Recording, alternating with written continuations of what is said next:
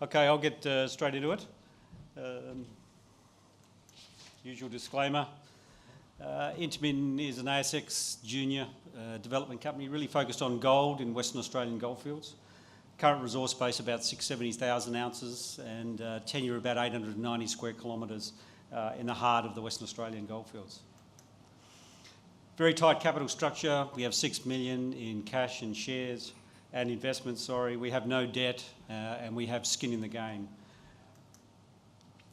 Early on, our initial strategy was to self-fund our own organic growth by essentially monetising small gold mines, turning them into cash, using contract mining and toll milling. We then put that money to work. The Till gold mine was completed last year, generated 7 million in cash and exceeded its feasibility study estimates. We then put that money to work. We drilled over 100,000 metres of drilling across the portfolio. From that, we added 500,000 ounces of resource to our resource book, and we also added 600 square kilometres of tenure on the major geological structures in the Kalgoorlie goldfields. The people, very technical board. Peter Bilby, our chairman, chairs Independence Group, and Adriatic, his mining engineer, cut his teeth in the Golden Mile. Myself, I'm a metallurgist by background. Peter Hunt, corporate finance. Grant Hayward, underground mining engineer. So a very technical group that's really focused on building an emerging mid-tier gold business in WA. So we put some money in the bank, we put it to work, but we're looking for this step change opportunity. We felt we needed a baseload feedstock in the area and we needed further assets to grow this company into this mid-tier space. That work essentially culminated in the merger with McPherson's Resources. You can see on the blue on the right-hand side of the slide there, they own the 500,000 ounce Barara gold deposit and the Nimbus silver zinc deposit. So that provided a baseload. It's a very large dolerite system. It can provide 800 to 1 million tonne a year. And all the statutory approvals are in place for development of that mine, construction of a processing plant, grid power, water, and our workforce can drive 10 minutes from the city of Kalgoorlie-Boulder out to work and go home to their families each night, which mightn't sound a lot, but it can be up to $100 an ounce. Next step, we need a processing plant. We've been toll milling for the last few years. In December, we entered into an exclusivity deed to purchase the 2.1 million ounce Coolgardie gold project that comes with a 1.2 million tonne per annum processing plant. It's been on care and maintenance since 2013. And so this was the second step that we worked on in parallel with the merger. So we need to work through the process. It's a $40 million asset acquisition, heavily deferred in terms of payments out to 2.5 and 3.5 years from completion of the sale agreement that we're working on with Focus Minerals, the vendor, as we speak.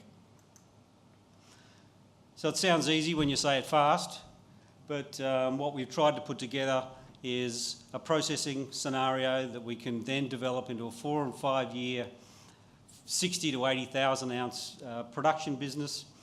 We're going to be spending a lot of time infill drilling over the next 6 months.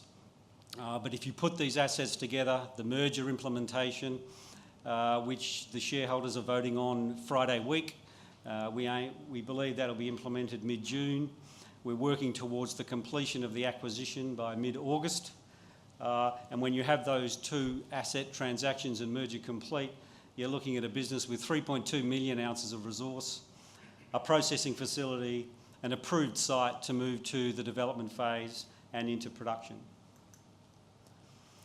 The non-gold assets that we have in the portfolio, we tend to JV out.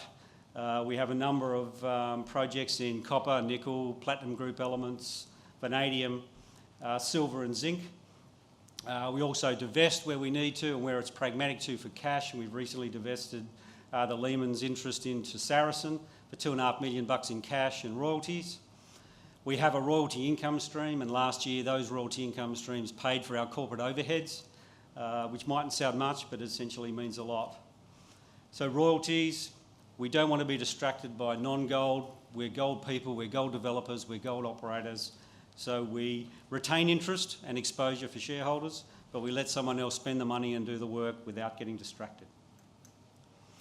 One project of note worth spending a minute on is the vanadium project. It's one of the largest oxide shallow vanadium projects in Australia and the world.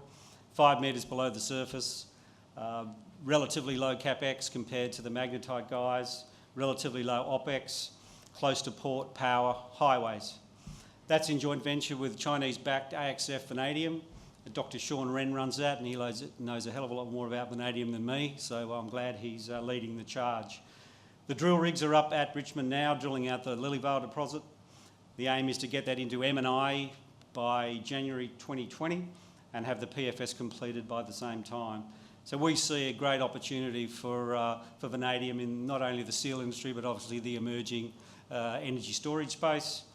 This is a very different vanadium deposit, and we wish the guys well, and we see this as a source of further income, whether through divestment, royalty, or through retaining our 25% interest.